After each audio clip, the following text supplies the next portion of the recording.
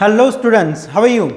तो आशा करता हूँ कि आप सब बढ़िया ही होंगे और आपकी जो स्टडी है वो बहुत अच्छे से चल रही होगी। और एक बार बहुत बहुत स्वागत है आपका हमारे चैनल वॉरियर जोन में। जैसा कि आपको पता ही है कि ये चैनल हमारा स्पेशली जो है वो है डिफेंस स्टडीज़ के लिए। एफकैट का एग्ज़ाम, एनडीए का एग्ज़ाम या फिर सीडीएस का जो एग्ज़ाम है वो सारा सिलेबस जो हम इसी चैनल के थ्रू कवर करेंगे, चाहे फिर वो इंग्लिश हो, चाहे वो मैथ्स हो, रीजनिंग हो या जनरल अवेयरनेस की बात हो।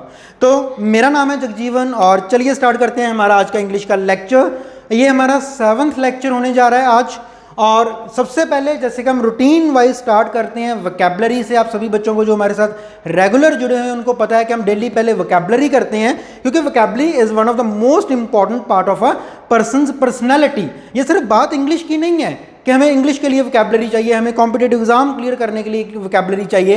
वोकैबुलरी एक ऐसी चीज़ है जो आपकी पर्सनैलिटी को और ज़्यादा इन्हांस कर देती है ना। और इन्हांस यहीं से हमने कल एक बात की थी, एक हमने वर्ड याद किया था, अगर आपको याद हो तो मैं यहाँ पे बताता हूँ, एम्पलीफाई। एम्पलीफायर का जो काम क्या होता है, किसी चीज़ को बढ़ाना, जैसे वो आवाज़ को बढ़ा देता है, डीपन कर देता है, याद है ना। तो जैसे अब मैंने इन्हांस वर्ड यूज़ किया है तो हम वहाँ पे और क्या कर सकते हैं कि जो पर्सनैलिटी को एम्पलीफाई किया जा सकता है। यही तो है वोकैबुलरी, कि जब आपको वोकैबुलरी आती है आप सिंपल शब्दों का यूज़ क्यों करोगे, वो तो हर कोई कर रहा है। आप में अलग चीज़ क्या है, आपकी पर्सनालिटी की अलग खासियत क्या है, आपको वोकैबुलरी आती है, ये सबसे बड़ी बात होती है। ठीक है, तो आपने क्या करना है, अपनी पर्सनालिटी को एनहांस करना है, यानी कि एम्पलीफाई करना है। तो चलिए सबसे पहले हम क्या देखते हैं, हमारे पिछले 5 वर्ड्स जो हम पहले पढ़ के आए हुए हैं। ओके, एक्यूमेन, ये हमारी वोकैबुलरी का सबसे पहला वर्ड था, एक्यूमेन। एक्यूमेन का मतलब क्या होता है, याद करो, जल्दी करो बच्चों, कमेंट करके बता दो, जिन जिनको भी याद है मुझे जल्दी करो, कमेंट करो। एक्यूमेन, एक्यूमेन का मतलब क्या होता है, सूक्ष्म बुद्धि, यानी कि ब्रिलियंस, अवेयरनेस। जो बंदा अवेयर होता है चीज़ों को लेके उसे हम क्या कहते हैं, एक्यूमेन। ठीक है। सेकंड क्या था, अबाउंड, अबंडेंस, यानी कि बहुत ज़्यादा भरपूर मात्रा में, फ्लरिश मात्रा में होना। अबाउंड अबंडेंस से बना हुआ वर्ड है। तीसरा था अकॉर्ड, हमने बात की थी, अकॉर्ड का मतलब कोऑर्डिनेशन के साथ चलना। ठीक है, तालमेल बना के चलना, कोऑर्डिनेशन। अकॉर्ड वर्ड आपने याद रखना है कोऑर्डिनेशन से। फिर आ गया एडवर्सिटी। एडवर्सिटी का मतलब क्या होता है, कोई कुदरती आपदा आ जानी। ठीक है, हमने बात की थी वर्स, लेकिन इस वर्स को आपने कैसे याद करना है, वो WORS, बैड वाला, बैड, वर्स, वर्स्ट हो गया ना। एडवर्स यानी कि आपके हालात अनुकूल नहीं रहे, कोई कुदरती आपदा आ जाती है, जैसे कोई मान लो हड़ आ गई या कोई, जैसे अब कोरोना ही आया हुआ है, तो आपके जो हमारे हालात हैं वो कैसे हैं, एडवर्सिटी वाले हालात हैं। ठीक है, तो चलो आज जो नए वर्ड्स हैं हम पहले वो सीखते हैं। सबसे पहला वर्ड है हमारे पास ऑथेंटिक। ऑथेंटिक, मुझे नहीं लगता कि ये वर्ड किसी भी डेफिनेशन का मोहताज है, क्योंकि ये एक ऐसा वर्ड है जो हम सबको पता होता है। ऑथेंटिसिटी वर्ड आप यूज़ करते हो, है ना। ऑथेंटिफिकेशन आप वर्ड यूज़ करते हो। देखो, ऑथेंटिफिकेशन या ऑथेंटिसिटी क्या होता है, हम कई बार जैसे अपना लैपटॉप खोलते हैं तो वो कहते हैं आपकी ऑथेंटिफिकेशन क्या है, क्या आप रियल हो, क्या आप वही बंदे हो भाई जिसका ये लैपटॉप है। जब हम ऑथेंटिफिकेशन की बात करते हैं, जब सिक्योरिटी लॉक्स की बात करते हैं, हम कहते हैं वहाँ पे ऑथेंटिफिकेशन होती है ना। ऑथेंटिफिकेशन का मतलब होता है एक्यूरेट होना या क्रेडिबल होना, या जो रियल, कई बार जैसे चीज़ों का टेस्ट होता है, हम कहते हैं यार ये वही ऑथेंटिक टेस्ट है इस चीज़ का। तो वो जो ऑथेंटिक टेस्ट है ना उस चीज़ का, ठीक है, तो वो क्या होता है, उसी को हम क्या मानते हैं, एक्यूरेट या फिर रियल जो माना जाता है, that is authentic. Next word है जी हमारे पास ऑकवर्ड। ऑकवर्ड अगेन बड़ा सिंपल सा वर्ड है। अगेन ये कोई वोकैबुलरी के बारे में हमें यहाँ पे बात नहीं, इन दोनों वर्ड्स को लेकर अगर हम बात करें, पेपर में आते हैं ये वर्ड, लेकिन ये वैसी कह लो ये बिल्कुल इजी वोकैबुलरी है जो ऑलमोस्ट हर एक बच्चे को आता ही होता है। ऑकवर्ड का मतलब क्या होता है, र्यूड। हम ये बड़ा ऑकवर्ड सा बंदा है, ये बड़ी ऑकवर्ड सिचुएशन पैदा होगी, मुझे समझ नहीं आ रही मैं क्या करूँ क्या ना करूँ। तो ऑकवर्ड का मतलब क्या होता है, र्यूड। ठीक है, और या फिर ब्लंडरिंग। ब्लंडरिंग भी क्या होता है, घड़ा माला सा हो जाना, कुछ एग्जैक्टली समझ ना आ पाना वो चीज़। इसका ऑपोजिट क्या बना, एड्रॉइट। एड्रॉइट या फिर क्लेवर। ठीक है, जो सिचुएशन के हालातों को समझ जाता है वो क्लेवर हो जाता है। लेकिन अगर हम पहले ऊपर वाले की बात करें, ऑथेंटिक, हमने सिनोनिम तो बात कर लिए थे कि एक्यूरेट या क्रेडिबल। एंटोनियम क्या था, फिक्शियस, फिक्शन। फिक्शन का मतलब नकली, बनावटी। ऑथेंटिक क्या होता है, रियल। फिक्शन का मतलब आपने फिक्शियस कहानियाँ सुनी होंगी, वो हम कहते हैं भी ये कल्पना मात्र कहानियाँ हैं, रियलिटी के साथ इनका कोई लेना देना नहीं। तो फिक्शियस क्या होता है, जो कल्पना है। ऑथेंटिक क्या होता है, जो रियल है। और वही चीज़ फिर रियल का ऑपोजिट भी क्या होता है, अनरियल। ठीक है, ओके। बढ़ते हैं हमारे तीसरे वर्ड की तरफ, एक्सियोम। एक्सियोम का मतलब क्या होता है? ठीक है, एक्सियोम का मतलब क्या होता है? एक ना आपने सुना होगा, एक पहले एक नाटक आया करता था, कैप्टन व्योम। जब शक्तिमान आता था तब की बातें मैं कर रहा हूँ। शक्तिमान के बाद एक कैप्टन व्योम नाम का एक ना सीरियल आया करता था। कैप्टन व्योम क्या होता था, वो सारा कुछ अपने आप ही करता था, वो किसी की सलाह नहीं लेता था। वो कैप्टन व्योम सारा प्रबंध अपने आप ही चलता था, उसको लगता था मैं ही सही हूँ, सारी जो फैसले मैंने ही लेने हैं। तो एक्सॉम का मतलब होता है स्वयं सिद्ध पर्सन, जो सब कुछ अपने आप ही करता है, मतलब हाँ मुझे सब पता है, मैं ही सारा सही हूँ, उसे कहा जाता है एक्सियोम। तो कैप्टन व्योम क्या था? एक्सियोम था वो। ठीक, तो एक्सियोम का मतलब अपने आप को मेन रखना या अपने आप को स्वयं सिद्ध रखना कि मैं बता रहा हूँ ना तुम्हें, मैं सही हूँ, ये वो चीज़ होती है। तो इसके जो हमारे पास सिनोनिम्स आ जाते हैं, सिनोनिम्स क्या होते हैं हमारे पास? अडेज या ट्रिज्म। ठीक है, और इसके जब हम ऑपोजिट की बात करते हैं, ऑपोजिट का मतलब अब्सर्डिटी। अब्सर्डिटी का मतलब क्या होता है? जो सही नहीं होता। ठीक है, फिर ब्लंडर। ब्लंडर भी क्या होता है? जो मिस्टेक करता है ना, मिस्टेक को ब्लंडर कहा जाता है। यहाँ पे क्या था? वो कहता है एक्सॉम स्वयं सिद्ध है, मैं मिस्टेक नहीं करता, मैं सही हूँ, मैं हर बार सही होता हूँ। और उसका ऑपोजिट क्या बना हमारे पास? ब्लंडर, यानी कि मिस्टेक कर देना कोई ना कोई, है ना, कोई ना कोई घाला माला कर देना, कोई गलत काम कर देना, ब्लंडर या अब्सर्डिटी आ जाती है। नेक्स्ट वर्ड की तरफ बढ़ते हैं। नेक्स्ट वर्ड है हमारा बैफल। ठीक है, बैफल का मतलब क्या होता है? बैफल का मतलब होता है चकरा देना। ठीक है, किसी बंदे को पजल कर देना। बैफल का असल में मतलब होता है किसी को पजल कर देना। जैसे ना कई बार क्या होता है, जैसे मान लो मैं आपको कुछ समझा रहा हूँ, या कई बार ऐसा होता है कोई जैसे टीचर होते हैं, मान लो कोई मैथ्स का कंसेप्ट होता है हमारे पास। अब एक कंसेप्ट हमें आता है, दूसरे टीचर ने उसी कंसेप्ट को ना किसी और तरीके से करवा दिया, तो हम कहते हैं सर जो पहले आता था जी हम तो वो भी भूल गए। ठीक, चकरा गया, फिर समझ ही नहीं आया यार ये क्या हो गया। जैसे मान लो टेंसेस की बात है, आपने अपने तरीके से टेंसेस को याद किया हुआ है, या कि जैसे कई बार वो साइंस में चार्ट होता है ना, तो साइंस में जो हमारा वो चार्ट होता है, अगर हम उसकी बात करते हैं, हमने अपने तरीके से हमने निमेनिक बना के उसको याद किया हुआ है, टीचर आके किसी और तरीके से करवा देता है, हम कहते हैं ये तो मिक्स हो गया, चकरा से गए, हमें समझ नहीं आया कि मैं अपने वाला सही मानूँ कि ये वाला क्या करूँ, है ना। बात दोनों बार सही है, बस आप कंफ्यूज हो गए उस चीज़ में, आपने उस चीज़ ने आपको पजल कर दिया, तो दैट इज कॉल्ड बैफल। तो फिर बैफल का जो सिनोनिम है वो क्या होता है? वो होता है एस्टाउंड या फेज कर देना। ठीक है, फेज का मतलब भी क्या होता है? FAZ, फेज का मतलब भी होता है पजल हो जाना, कंफ्यूजिंग स्टेट में आ जाना। ठीक है, वो फेज हो गया। ठीक, उसी का फिर ऑपोजिट क्या है? ऑपोजिट आ गया उसका फैसिलिटेट करना, फैसिलिटी देनी, कि भाई आप जैसे कर रहे हो हम उसको फैसिलिटेट कर रहे हैं, हम आपको पजल नहीं कर रहे। जब आप किसी को फैसिलिटी देते हो, क्या आप उसको पजल कर देते हो? नहीं ना, फैसिलिटी दे के आप उसका रास्ता और आसान कर देते हो, उसको पजल नहीं करते, कंफ्यूज नहीं करते। उसी तरह फिर या फिर बिल्कुल सिंपल वर्ड है हमारे पास, क्लैरिफाई कर देना, क्लैरिफिकेशन दे देना, क्लैरिफाई कर देना, यानी कि जितने भी उसके डाउट्स थे वो हमने क्या किए, हमने उसको बिल्कुल सही कर दिया। अब कोई क्लैरिफिकेशन हमने जब दे दी, ठीक, तो बैफल का मतलब क्या होता है? पजल करना, कंफ्यूज करना। और उसके जो सिनोनिम्स हैं हमारे पास वो क्या आगे, वो है एस्टाउंड करना या फेज करना, और ऑपोजिशन जो एंटोनिम्स हैं वो है हमारे पास क्या है? फैसिलिटेट करना या क्लैरिफाई कर देना। चलो लास्ट वर्ड की तरफ बढ़ते हैं। लास्ट वर्ड है हमारे पास बिविचिंग। बिविचिंग का मतलब क्या होता है? अगर हम बिविचिंग की बात करते हैं, बिविचिंग का मतलब होता है, अगर हम बिल्कुल हिंदी में बात करें तो मंत्र मुग्ध हो जाना। अब ये मंत्र मुग्ध क्या हो जाना है? देखो हमने एक पहले वर्ड किया था, अगर आपको याद हो, अल्यूरिंग, अल्यूर वर्ड किया था हमने, ये सभी बच्चों को याद होगा। अल्यूर का मतलब क्या था? लुभावना। ठीक है, तो अल्यूर अगर सिनोनिम है इसका, तो यानी कि बिविचिंग का मतलब क्या होता है? लुभावना या मंत्रमुग्ध कर देना। अब मंत्रमुग्ध करने का मतलब ही क्या है? कि वो चीज़ आपको अट्रैक्ट कर रही है, जो कि इसका बिल्कुल बेसिक वर्ड होता है बिविचिंग या अल्यूरिंग, तो यानी कि अट्रैक्ट हो जाना, यानी कि चार्मिंग। हमने अल्यूरिंग के टाइम भी ये वर्ड किया था, चार्म, है ना, जो आपको अपनी तरफ आकर्षित करता है, जो आपको अपनी तरफ खींचता है। तो जब हम बात करते हैं बिविचिंग की, अल्यूरिंग की या चार्मिंग की, ये तीनों सिनोनिम्स हो गए, अपनी तरफ खींचने वाला। उसी का ऑपोजिट वर्ड क्या है हमारे पास? रिपल्सिव या रिपुग्नेंट। रिपल्सिव, अल्यूरिंग के टाइम भी सेम वर्ड हमारे पास आया था। ठीक है, रिपल्सिव, यानी कि जो आपको मंत्रमुग्ध नहीं कर रहा है, जो आपको डरा रहा है, जो आपको भगा रहा है दूर। हमने बात की थी कि अगर मान लो आप हॉरर मूवी देख रहे हो, तो कई सीन उसके इतने ज़्यादा वो हो जाते हैं, हम कहते हैं नहीं मेरे से नहीं देखे जा रही है, वो आपको अट्रैक्ट नहीं कर रहे, वो बल्कि आपको एक बैड फील करवा रहे हैं, नहीं यार ये चीज़ कहाँ से आ गई, है ना। तो जब ऐसी बात आती है तो बिविचिंग, इसका सिनोनिम क्या है हमारे पास? एल्यूरिंग या चार्मिंग, और इसका ऑपोजिट वर्ड हमारे पास क्या है, रिपल्सिव या रिपुग्नेंट। चलो यहाँ तक हमारी आज की वोकैबुलरी कंप्लीट हो गई है। अब आगे देखते हैं हमारे पास 5 इडियम एंड फ्रेजेस। तो सबसे पहला जो हमारे पास इडियम है आज है वो है कैट एंड डॉग लाइफ। कल इसी चीज कैट वाला एक हमने और इडियम किया था, अगर आपको याद हो, cat on a hot brick, याद है, cat is on a hot brick. उसका मतलब क्या था, नर्वसनेस, नर्वस हो जाना, कंफ्यूज हो जाना कि अब मैं क्या करूं क्या ना करूं। लेकिन अब बात हो रही है कैट एंड डॉग लाइफ। अब देखो कैट एंड डॉग लाइफ का मतलब क्या होता है। पहले तो देखो कैट एंड डॉग की लाइफ होती कैसे है।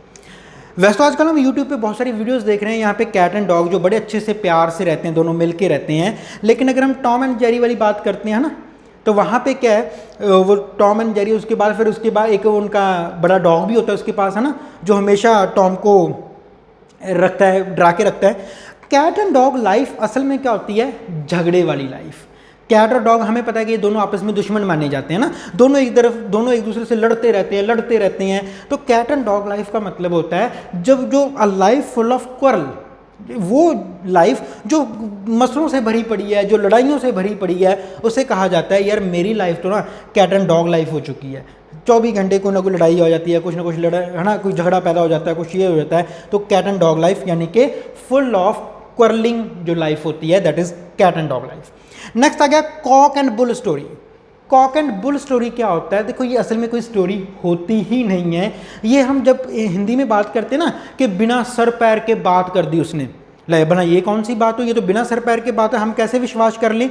तो उसी तरह इंग्लिश में फिर वो जो सर पैर है वो क्या बन गए, कॉक एंड बुल स्टोरी, यानी कि एक अविश्वसनीय स्टोरी, जिसकी एक ऐसी स्टोरी जिसका कोई बेस नहीं है, जिसके ऊपर कोई यकीन नहीं कर पा रहा, उसे कहा जाता है कॉक एंड बुल स्टोरी। ठीक है, मान लो मैं यहाँ पे कहता हूँ कि कल रात की बात है, अभी वहाँ हमारी छत के ऊपर तो एलियंस आ गए थे, उन्होंने मुझे बुलाया, मैं तो उनके साथ बैठ के चाय पी के आया हूँ। तो ये क्या है, बिना सर पैर के बात आ गई, तो that is called Kock and bull story. ये हमें बकवास मार रहा है, ऐसी कोई कहानी कोई नहीं होती। नेक्स्ट आ गया जी हमारे पास क्राई फॉर द मून। अब देखो बच्चे रोते हैं, किस चीज़ के लिए रोते हैं, वो किसी ना कोई जिद कर रहे होते हैं कि मुझे ये खिलौना लेके दो, मुझे आइसक्रीम लेके दो। ये कॉमन बात है। बच्चे ने क्या किया कि कोई मान लो आइसक्रीम वाली शॉप देखी, बच्चा वहाँ पे क्राई रोने लगा कि मुझे आइसक्रीम लेके दो। कोई टॉय शॉप देखी, बच्चा रोने लगा कि मुझे टॉय लेके दो। लेकिन एक बच्चा मून को देख के रो रहा है, मुझे मून लेके दो। क्या ये पॉसिबल है? ये तो पॉसिबल नहीं है ना। टॉय लेना पॉसिबल है, आइसक्रीम लेके देनी बच्चे को पॉसिबल है, पर क्राई फॉर द मून का मतलब होता है खामखा की जिद। खामखा की जिद क्या होता है कि इस चीज़ के लिए जिद करना जो चीज़ पॉसिबल ही नहीं है। ठीक है, मैं उस चीज़ के लिए जिद कर रहा हूँ, तो जो पॉसिबल ही नहीं है, जब उसके लिए आप जिद करोगे तो उसे क्या कहा जाता है, cry for the moon. Next आ गया जी द प्रॉस एंड कॉन्स। बिल्कुल सिंपल वर्ड है ये, द प्रॉस एंड कॉन्स। ये क्या होता है, जब भी आप ऐसे वगैरह लिखते हो ना, तो आपको टॉपिक्स दिए जाते हैं, तो वहाँ पे लिखा जाता है कि discuss the pros and cons of this matter, है ना। फॉर एग्जांपल मान लो अगर हम वीमेनाइजेशन की बात करते हैं या एम्पावरमेंट की बात करते हैं, या हम मान लो बात करते हैं गवर्नमेंट एजुकेशन की बात करते हैं, तो हम कहते हैं गवर्नमेंट एजुकेशन के प्रॉस एंड कॉन्स बताओ। प्राइवेटेशन हो रहा है तो उसके प्रॉस एंड कॉन्स बताओ। तो प्रॉस एंड कॉन्स का मतलब असल में नॉर्मली कुछ लोग इसको ना पॉजिटिव नेगेटिव समझ लेते हैं। ये बात सिर्फ पॉजिटिव नेगेटिव तक नहीं होती। प्रॉस एंड कॉन्स का मतलब होता है किसी भी मैटर के ऊपर बहुत विस्तार से चर्चा करनी, उसके सारे एस्पेक्ट्स को देखना, सिर्फ उसके पॉजिटिव नेगेटिव नहीं। जो उसके एक रेगुलर इम्पैक्ट्स पड़ने वाले हैं वो पॉजिटिव भी नहीं होते, कई बार वो नेगेटिव भी नहीं होते। उसके रीजंस क्या हैं, इफेक्ट्स क्या पड़ेंगे, आगे सोसाइटी तक वो चीज़ कहाँ तक जाएगी, कैसे होगा, क्या सारी चीज़ें डिस्कस होती हैं, आगे लोगों के बिहेवियर में क्या चेंज आएगा, है ना। तो उसे कहा जाता है the pros and cons.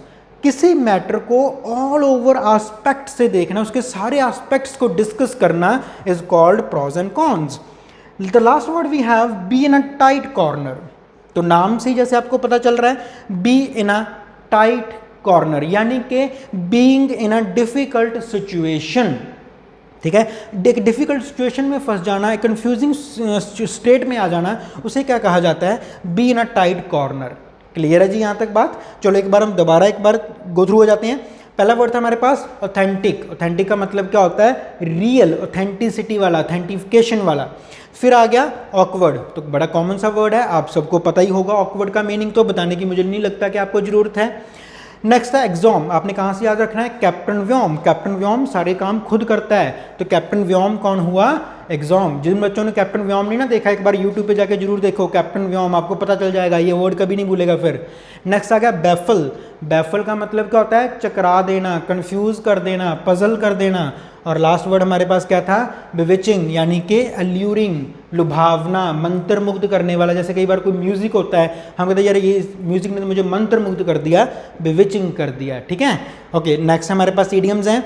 Cat and dog life. Cat and dog life का मतलब झगड़ों से भरी हुई जिंदगी। कॉक एंड बुल स्टोरी, बिना सर पैर के जो बातें होती हैं या स्टोरीज या कहानीज होती हैं। क्राई फॉर द मून, खाम खा की जिद, एक ऐसी चीज़ के लिए जिद करना जो पॉसिबल ही नहीं है। द प्रॉस एंड कॉन्स, किसी भी मैटर को ओवरऑल उसका डिस्कस करना, उसके हर एक मैटर पे ऊपर आके डिस्कस करना। B in a tight corner का मतलब क्या होता है? Being in a difficult situation, तो वो क्या बन गया? B in a tight corner. तो यहाँ तक आज का जो हमारा वोकैबुलरी का पोर्शन है वो कंप्लीट हो जाता है। एक बार ये आप सारे पढ़ लो दोबारा से, इसके बाद हम स्टार्ट करेंगे हमारा कंप्रीहेंशन। चलो एक बार देख लो, फिर मैं कंप्रीहेंशन करवाता हूँ आपको।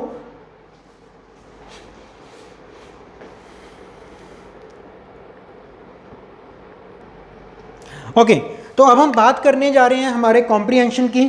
सबसे पहले मैं ये बता दूं कि ये वाला जो कॉम्प्रीहेंशन है ये था हमारे सीडीएस का जो एग्ज़ाम हुआ था 2017 में, ठीक है। तो ये बैकी जो पेपर है हमारा सीडीएस 2017, उसी का पैसेज है जो हम आज यहाँ पे डिस्कस करेंगे। इसके बाद जो पैसेज होगा वो भी हमारा सीडीएस का एग्जाम पैटर्न ही, जो एग्जाम में आया हुआ पैसेज है वो डिस्कस करेंगे। तो चलिए सबसे पहला हमारा काम क्या है, जैसे मैंने आपको सिखाया था कि जो कंप्रीहेंशन हैं आपने उनसे डरना नहीं है। हमारा सबसे पहला काम है कंप्रीहेंशन को बड़े आराम से टाइम लगा करके पढ़ना। और अगर आपको कंप्रीहेंशन समझ आ गया तो इसके बाद क्या है? इसके बाद तो कोई काम ही नहीं है, इसके बाद तो क्वेश्चन आंसर्स हैं, हम बस देखते जाएंगे और टिक करते जाएंगे। तो मैंने आपको पहले कहा था अगर आपके पास 10 मिनट भी हैं तो 10 में से 8 मिनट आपने उसको रीड करने में लगाने हैं, 2 मिनट आपने आंसर्स को टिक करने में लगाने हैं, ठीक है। तो चलो पहले स्टार्ट करते हैं। लेकिन स्टार्टिंग में हमने पैसेज को पढ़ना कैसे सिखाया था हमने पढ़ना है उसको स्प्लिटिंग मेथड से। हमें फुल स्टॉप तक जाने की जरूरत नहीं है, हमने ये नहीं देखना कि फुल स्टॉप कब आएगा और हम रुकेंगे कब। हमारा काम है स्प्लिटिंग मेथड से पढ़ना। तो चलिए स्टार्ट करते हैं। एक बार सबसे पहले मैंने क्या करना है, आपको पैसेज रीड आउट करवा देना है। इसके बाद हम क्या करेंगे, इसके बाद पैसेज को मैं रब कर दूंगा। हमने पैसेज को दोबारा देखना ही नहीं है, एक बार अच्छे से पढ़ लो, पैसेज रब हो जाना है, इसके बाद हमने आंसर्स देने हैं, ठीक है। चलो स्टार्ट करते हैं। वो कहता है व्हेन जोनाथन। अब ये जोनाथन कौन है? The seagull. सीगुल क्या होता है? ये पानी में रहने वाला एक परजीव है, या कह लो एक जैसे बत्तख होती है, डक होती है, उसी तरह का एक ये सीगुल नाम का एक क्रिएचर है। व्हेन जोनाथन उसका नाम है, केम, वो कहते हैं जब वो जोनाथन आया ना तो आगे क्या हुआ? It was well after dark. कब का टाइम था ये? डार्क, यानी कि अंधेरा हो चुका था, अंधेरे के बाद की बात है। And he floated in moon light. He कौन, किसको कहा गया है? जोनाथन को, ठीक है। तो वो फ्लोट कर रहा था, मून लाइट का टाइम था, ऑन द, कहाँ पे फ्लोट कर रहा था? On the surface of the ocean, ठीक है। तो वो कहता है एक जैसे वालों एक सीन क्रिएट करके देखते हैं कि जब आपको कुछ दिखा तो वो क्या था कि एक ना मून लाइट था, मून लाइट में जोनाथन एक आता है, ठीक है, एक सीगुल आता है और वो एक तैर रहा था ओशियन के सरफेस पे, उधर से मून लाइट के, अंधेरे के बाद है पर मून लाइट हो रही थी। हिज विंग्स वर, अब जो उसके पंख थे, his wings were ragged. Ragged का मतलब क्या होता है? फटे हुए, ठीक है। फटे होना, रैग्ड होना, जैसे हम कहते हैं रैग्ड कपड़े भी होते हैं, हम कहते हैं फटे पुराने जो कपड़े हैं उन्हें रैग कहा जाता है। आपने देखा होगा डोर रैग्स। रैग क्या होता है? जो नीचे रखे होते हैं जिनसे हम साफ करते हैं, वो अच्छे कपड़े तो नहीं रखते हम, ठीक है। तो फटे पुराने जो कपड़े होते हैं रैग कहा जाता है। तो वो कहता है जो उसके पंख थे ना वो फटे थे, वो फटे हुए थे। Bars of lead. Bars of lead basically एक ईडियम होता है जिसका मतलब होता है हैवी वेट का होना, क्योंकि लेड जो है एक धातु है, ये काफ़ी हैवी होती है। तो बार्स ऑफ लेड का मतलब, लेड जब हम बात करते हैं ना, इसका मतलब तो यार मेरे कंधों पे ना, जैसे हम कहते हैं मेरे कंधों पे बहुत भार है, लेकिन वो फिजिकली की बात नहीं हो रही, मेरे कंधों पे बहुत भार है, तो वो किसी चीज़ का जो भार है या लेड को बेसिकली रिप्रेजेंटेशन किया जाता है किसी चीज़ का हैवीनेस का होना, किसी चीज़ का वेटेड होना, ठीक है। तो वो कहता है जो उसके पंख थे ना वो फटे हुए थे और उसको अपने पंख बहुत ज़्यादा हैवी लग रहे थे, ठीक है, बार्स ऑफ लेड लग रहे थे। But the weight of failure, अब देखो वेट की बात आ गई ना, क्योंकि यहाँ पे वेट वाली बात हुई है। वो कहता है कि उसको अपने जो पंख है वो फटे हुए थे, भारी लग रहे थे, पर the weight of failure was even heavier on his back. पर जो फेल होने का भार था ना, वो उसके पंखों के भार से भी ज़्यादा था उसके ऊपर, उसकी बैक के ऊपर। ठीक है, तो अभी तक जो हमें समझ आया वो क्या था, एक सीगुल है, ठीक है, वो हमें एक सीन दिखता है कि वो आता है, जब वो आता है तो अंधेरा हो चुका है, वो सरफेस पे, ओशियन की सरफेस पे तैर रहा है, मून लाइट है, उसके जो पंख हैं वो फटे हुए हैं, ठीक है, और वो जो उसके पंखों का भार उसको लग रहा है वो उससे भी ज़्यादा है कि वो फेल हो चुका है, जो फेलियर का भार है वो उसको ज़्यादा महसूस हो रहा है। ठीक है, ही विश्ड, अब उसने विश किया feebly that the weight would be just enough, वो विश करता है कि यार इतना ज़्यादा हैवी वेट हो जाए ना मेरे ऊपर, weight would be just enough to drag him gently down to the bottom. वो कहता है कि कम से कम ये वेट इतना हो जाए ना कि मुझे ना वो नीचे ले जाए, जेंटली धीरे धीरे करता वो ओशियन के नीचे ही ले जाए, ठीक है, एंड इट ऑल, और वो सारा कुछ ख़त्म ही कर दे। देखो कहानी क्या है, थोड़ी ये सीगुल वाली ये कहानी है ना, कि वो उसने ना उड़ने की कोशिश की थी। ठीक है, चलो मैं इन पर नहीं बताता क्योंकि फिर हमें समझ नहीं आएगा। तो हमें यह पता लगा कि उसके जो विंग्स हैं वो ज़्यादा, वो कोई कुछ करके आया हुआ है, उसके विंग्स जो हैं वो फट चुके हैं, भार लग रहा है उसको अपने विंग्स का भी, लेकिन जो फेल होने का भार है उसके कंधों पे वो और भी ज़्यादा है, और वो सोचता है कि यार ये इतना ज़्यादा हैवी वेट हो जाऊँ ना मैं कि धीरे धीरे जेंटली डाउन चला जाऊँ to the bottom and it all, तो ये सारा कुछ खत्म ही हो जाए। ठीक है, बट सून ही केम बैक टू नॉर्मल। अभी तक ये उसकी सोच चल रही थी कि मैं मर ही जाऊँ, मैं नीचे चला जाऊँ, सी में डूब जाऊँ, लेकिन सून जल्दी ही वो वापस नॉर्मल हो जाता है। He pushed wearily away from the dark water, he pushed wearily, ठीक है, वियरली का मतलब होता है भी एक जैसे ना हम कहते हैं भी सारा कुछ जैसे थका हारा बंदा या जो एग्जॉस्ट होके चल रहा होता बंदा ना, हम तो यार भी अब मैं काम कर करके थक गया हूँ, एग्जॉस्ट हो चुका हूँ। ठीक है, टायर्ड होना एक अलग बात है कि फिजिकली टायर्ड है, एग्जॉस्टेड का मतलब है जब आप माइंड से टायर्ड हो जाते हो ना, हम तो यार मैं एग्जॉस्ट हो चुका हूँ, मेरे से नहीं और काम होता, वो चीज़ होती है ये। तो अब वो कहता है कि he pushed wearily away from the dark, exhausted था लेकिन उसने अपने आप को पुश किया, अवे किया फ्रॉम द डार्क वाटर, जो अंधेरा पानी था, डार्क वाटर था, उससे उसने अपने आप को अलग कर लिया। एंड फ्लू का मतलब एंड, उसने एक उड़ारी भरी, फ्लू टुवर्ड्स द लैंड, ठीक है, पानी से निकल के एक उड़ारी भरी और कहाँ गया, वो लैंड की तरफ गया, grateful for what he had learned about, और वो ग्रेटफुल था कि उसने क्या सीखा, what he had learned about work, अपने काम के बारे में उसने क्या सीखा कि सेविंग लो एल्टीट्यूड फ्लाइंग, उसने एक नई चीज़ सीख ली कि लो एल्टीट्यूड में उसने ऊपर बहुत ऊंचा उठना नहीं सीखा, उसने ये सीखा कि पानी से लैंड तक उड़ारी मार के कैसे जाना है। ये देखो एक तो पंछी होते हैं वो तो बहुत ऊपर उड़ते हैं, है ना, तो उसने क्या किया, पहले वो कोशिश कर रहा था कि मैं बहुत ऊपर की तरफ उड़ जाऊँ, वो नहीं उससे हो पाया, वो उसी से थक गया, हार गया, अंधेरा हो गया, लेकिन उसको एक बार तो लगा यार भी मैं उड़ ही नहीं सकता, तो मैं तो मर ही जाऊँ। ठीक है, लेकिन धीरे धीरे क्या हुआ, उसने ये अपने आप को नॉर्मल किया और फिर वो सोचता है कि चलो यार मैं कुछ तो करूँ ना, ऐसा नहीं है, तो उसने एक छोटी सी उड़ारी भरी पानी से लैंड की तरफ। तो वो जो छोटी उड़ारी थी उसने उसको क्या सिखाया कि अगर आप लो एल्टीट्यूड की तरफ उड़ोगे ना तो आप थोड़ा सा जल्दी आप वो उड़ना शुरू कर दोगे। ठीक है, तो ये उसने वहाँ से अपनी जो हार है उससे एक सीख प्राप्त कर ली कि उसको क्या आ गया, लो एल्टीट्यूड फ्लाइंग आ गई उसको। ठीक है जी, तो अब हमारे पास क्वेश्चन हैं, एक बार देख लेते हैं। पहला है the word verily means tireless, exhausted, sadly या अनकॉन्शियस। तो मुझे नहीं लगता अब आपको टाइम देने की भी जरूरत है इसके लिए, तो आपने ऑलरेडी, मैंने आपको बड़ा एक्सप्लेन अच्छे से कर दिया ये वियरली मतलब।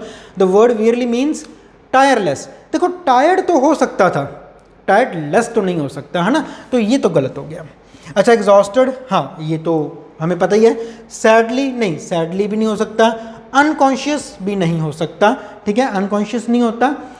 या तो देखो दो वर्ड्स से हमने बात की थी, या तो टायर्ड हो जाना, टायर्ड माना जा सकता है, या एग्जॉस्टेड माना जा सकता है। टायर्ड यहाँ पे है नहीं, यहाँ पे टायरलेस आ गया, है ना। अगर एंटोनियम पूछते तो हम टायरलेस वर्ड यूज करते थे, लेकिन सिनोनिम है, तो the only right answer over here we have exhausted. ठीक है, यहाँ पे अगर देख लें, he pushed exhausted away from the dark, exhaustedly उसने अपने आप को पुश कर लिया। नेक्स्ट क्वेश्चन है जी हमारा, द सीगुल सफर्ड बिकॉज, जो सीगुल है वो सफ़र हो गया, क्यों हो गया, अब ये बताना है हमने।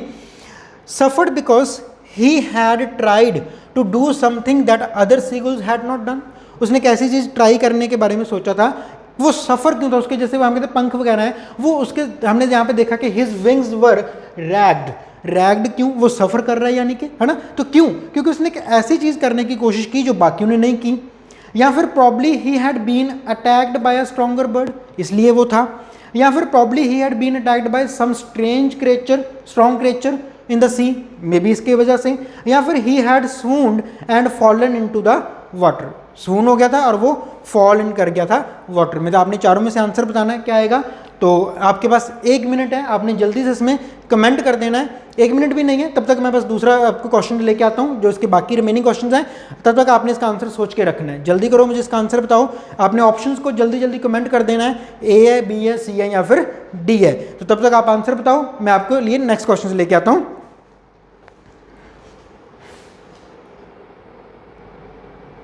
ओके, तो ये 2 नए क्वेश्चंस हैं। हमने पहले वाले क्वेश्चंस भी डिलीट कर दिए, पैसेज भी डिलीट कर दिया।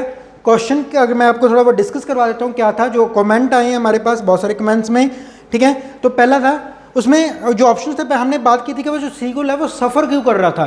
तो पहला ऑप्शन इसलिए था कि उस सीगुल ने ना कुछ ऐसा करने की कोशिश की जो बाकियों ने कोशिश नहीं की।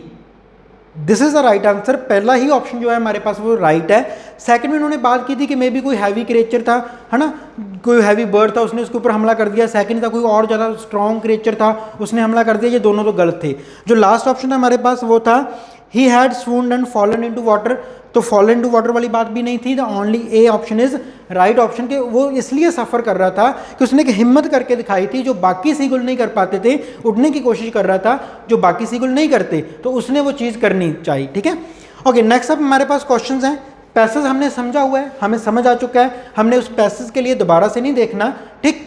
तो चलो देखते हैं। अब आगे जी, his wings were ragged bars of lead means that. हमने ये पैसेज में एक वर्ड पढ़ा, सेंटेंस पढ़ा था कि जो उसके विंग्स है देवर रैग्ड, वो फटे पुराने हो गए थे, बार्स ऑफ लेड। ये मैंने आपको बताया था, इडियम होता है जिसका मतलब होता है बहुत ज़्यादा भारी हो जाना किसी चीज़ का। तो अब जो ऑप्शन है हमारे पास उसमें क्या आ गया, his wings were damaged and supported by bars of lead, शायद हो सकता है। His wings were damaged and therefore very heavy, ये हो सकता है। He had rags and bars of lead on his wings, सोच लो हो सकता है कि नहीं हो सकता। His wings were broken like pieces of lead. तो 4 ऑप्शन हैं जी आपके पास, चारों में से जो सही आंसर है आपने वो मुझे बताना है कमेंट करके। अगला क्वेश्चन है, the lesson that he had learned that day, जो लेसन उसने लर्न किया था दैट डे वॉज अबाउट, क्या उसने नया सीखा था उस दिन, not fighting with stronger birds, ये सीखा था। या उसने सीखा था कि flying carrying bars of lead on his wings, या उसने सीखा था diving too deep into the sea, या उसने सीखा था फ्लाइंग एट लो एल्टीट्यूड्स। तो आपने बताना है कौन सा आंसर सही है। 1 मिनट का टाइम दे रहा हूँ।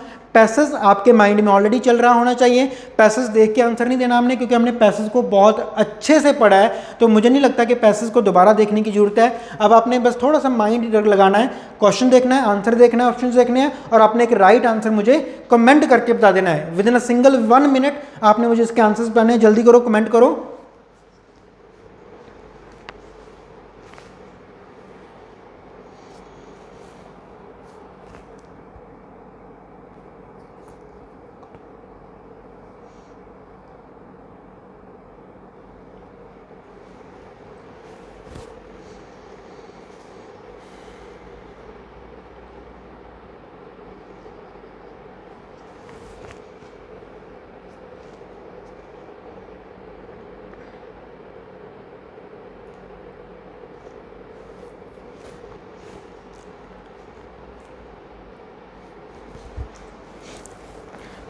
चलो, तो ऑलमोस्ट आंसर्स आ ही चुके हैं सभी के, तो डिस्कस कर लेते हैं। ओके, वो कहते हैं, ऑथर ने हमें पूछा है his wings were ragged bars of lead means that, इसका मतलब क्या है। तो पहला जी, हिज विंग्स वर डैमेज्ड, ये बात तो सही है, रैग्ड का मतलब डैमेज्ड है, यहाँ तक बात सही है कि his wings were damaged and supported by bars of lead, ये चीज़ गलत होगी।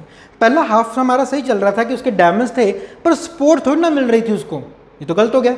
ओके, सेकंड देखते हैं, हिज विंग्स वर डैमेज्ड, सही है, एंड देयरफॉर वेरी हैवी, इसलिए वो भारे लग रहे थे, ये सही है। उसके जो विंग्स हैं, हमने बात की थी कि उसके जो विंग्स हैं वो फट गए थे, ठीक है, वो टॉर्न हो गए थे या वो रैग्ड हो गए थे और इसलिए वो उसको बाड़े बहुत ज़्यादा भारी लग रहे थे, पर उससे भी ज़्यादा भार उसको किस चीज़ का लग रहा था, अपनी फेलियर का। तो B is a right answer यहाँ पे। लेकिन एक बार मैंने कहा था कि सी और डी ऑप्शन भी हम देखेंगे, ये नहीं कि मैं बी मिल गया तो हम उसको छोड़ देंगे जल्दीबाजी में, कई बार आंसर थोड़ा सा चेंज भी हो जाता है। He had rags and bars of लड ऑन हिज विंग्स, वो कहता है कि उसके विंग्स के ऊपर रैग लगे हुए थे या बार ऑफ लड लगा हुआ था, तो ऐसा तो कुछ नहीं है, ये ऑप्शन नहीं आ सकता, ए नहीं आ सकता। नेक्स्ट अगर हम देखें, his wings were broken like pieces of lead, तो जो उसके विंग्स थे वो पीसेस ऑफ लेड की तरह टूट चुके थे, तो ऐसी तो कोई बात ही नहीं हुई है पेपर में हमारे जो कंप्रीहेंशन में। तो only the right answer over here we have a B, his wings were damaged and therefore very heavy. अगर हम आगे देखते हैं, नेक्स्ट क्वेश्चन हमारा, the lesson that he had learned that day, उसने कौन सा लेसन सीखा था उस दिन, ठीक है, दैट डे वाज अबाउट। तो देखते हैं जरा कौन सा लेसन सीखा था। पहली वो बात कर रहा है not fighting with stronger birds, ऐसी तो कोई बात हुई नहीं सारे पैसेज में, तो हम अपनी तरफ से कुछ नहीं बना सकते, जो पैसेज में लिखा होगा उसी में से हमने आंसर देना होता है। स्ट्रॉन्गर बर्ड का तो कोई एक बार भी नाम नहीं आया, हम कल्पना कर नहीं सकते, चलो गलत हो गया। बी ऑप्शन है हमारे पास, flying carrying bars of lead on his wings, ठीक है, उसने उड़ना सीखा था कि बार ऑफ लेड को अपने विंग्स के ऊपर रख के उड़ा कैसे जाता है, ऐसी तो कोई बात थी ही नहीं, वो तो उसको बल्कि फेलियर होने की वजह से उसको ऐसा लगने लगा कि उसके पंख बहुत भारी हो चुके हैं, तो ऐसा भी नहीं है, उसने उड़ना तो सीखा ही नहीं था। फिर आ गया diving too deep into the sea, उसने सी में बहुत डीप जाना सीख लिया था, नहीं ये भी गलत है, इसने ऐसा कुछ नहीं सीखा था।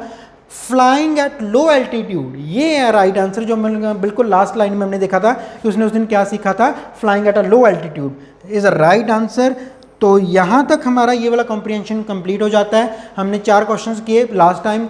नॉर्मली क्या होता है कॉम्प्रीहेंशन के या तो 4 क्वेश्चंस पेपर में आते हैं या 5 क्वेश्चंस आते हैं, इस वाले कॉम्प्रीहेंशन के रियल पेपर में ही 4 ही क्वेश्चंस थे, तो हमने चारों डिस्कस कर लिए हैं। अब हम नेक्स्ट पैसेज करते हैं CDS 2017 का ही जो नेक्स्ट पे कॉम्प्रीहेंशन आया था, वो अभी हम यहाँ पे डिस्कस करने जा रहे हैं।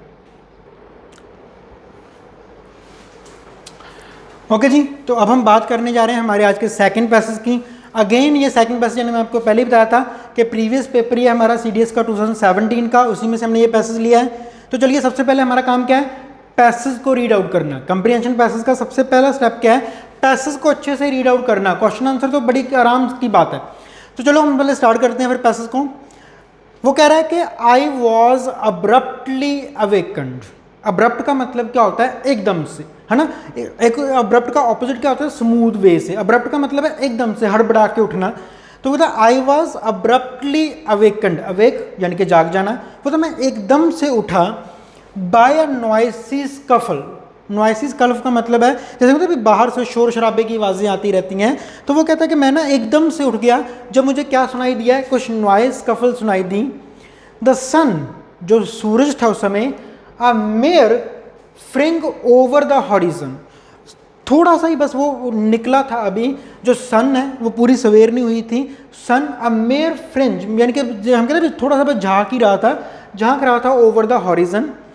Immediately chased away the grey half darkness.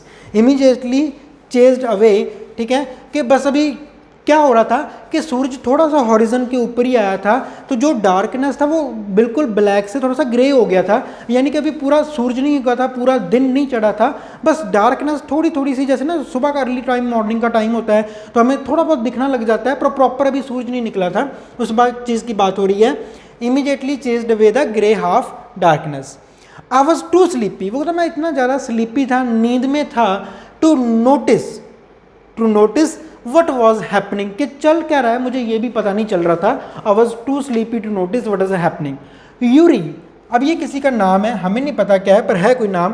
वो तो Yuri was rolling over, Yuri है वो जो रोल ओवर कर रहा था ऑन द ग्राउंड, किसके ऊपर, ग्राउंड के ऊपर रोल कर रहा था।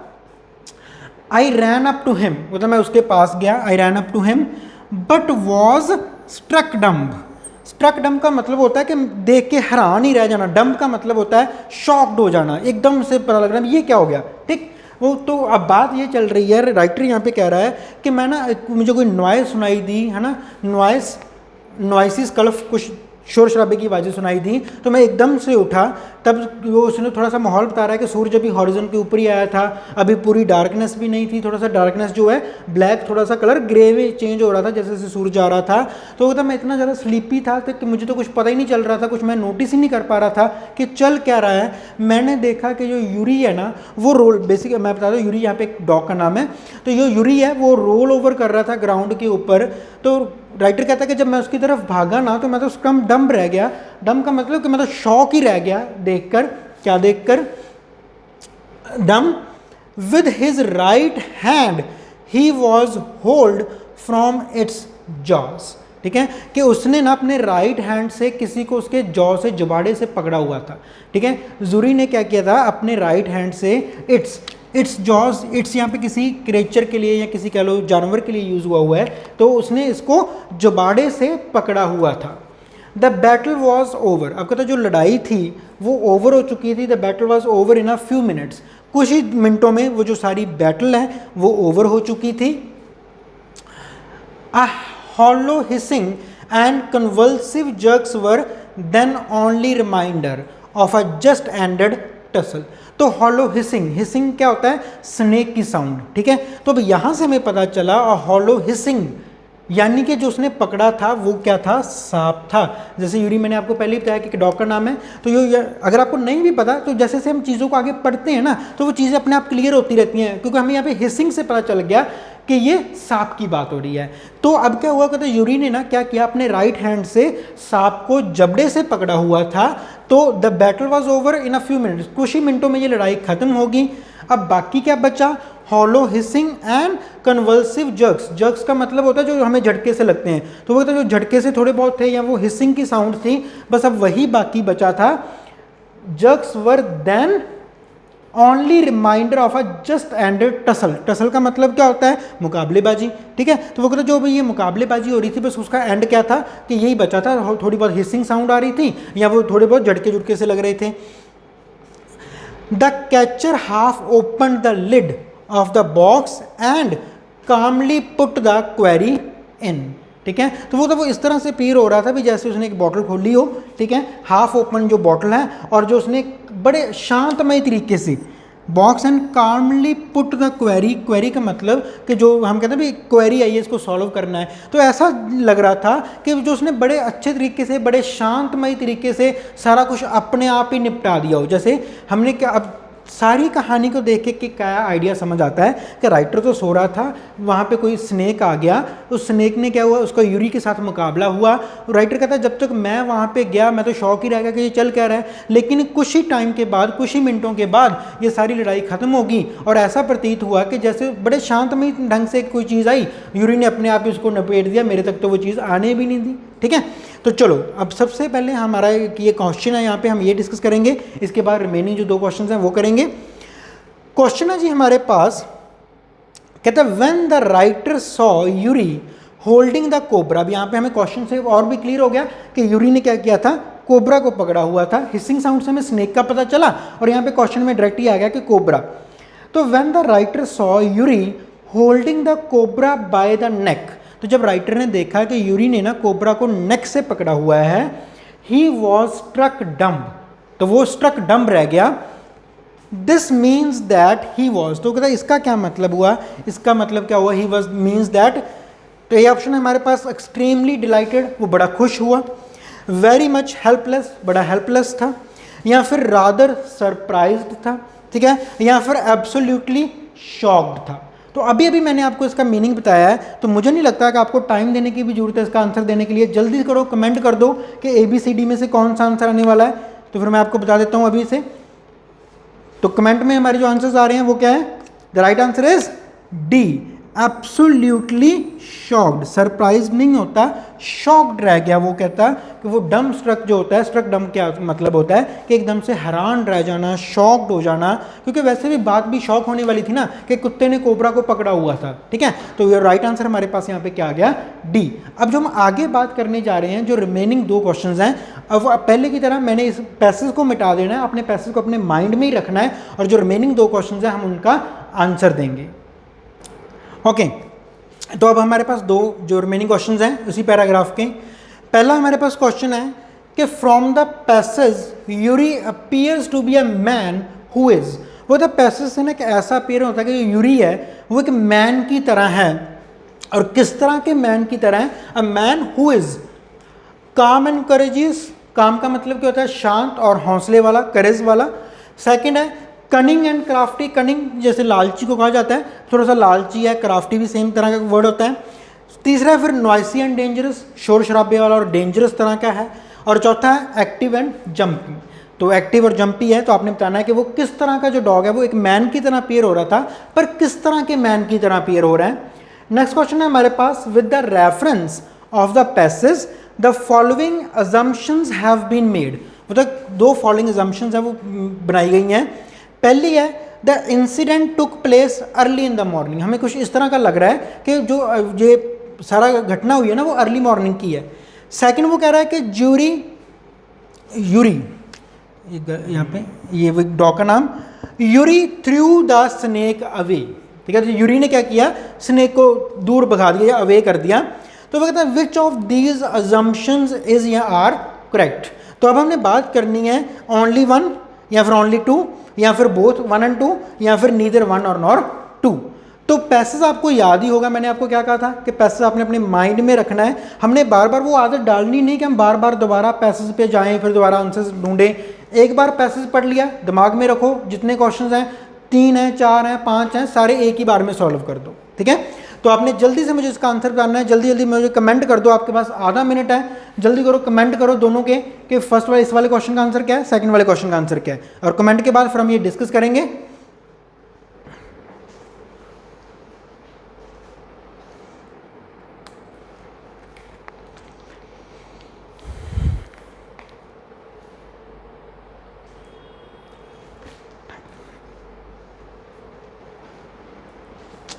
ओके तो चलो देखते हैं फिर आपने जो कमेंट्स किए हैं वो सही है भी या गलत हैं।